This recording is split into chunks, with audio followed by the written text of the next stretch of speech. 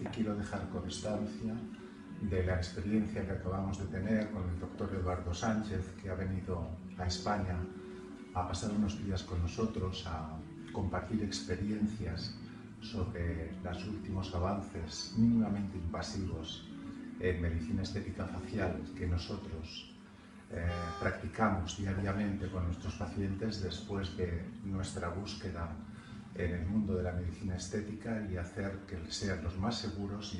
Mi enhorabuena a este gran profesional y el deseo de que desarrolle exitosamente todas estas técnicas en su país, República Dominicana, estas técnicas y todas las demás en las que él ya es un experto consumado.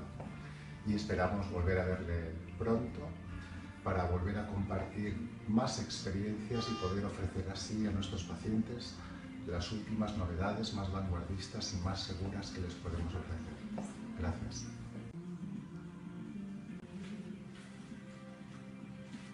Estás muy guapa, Marina.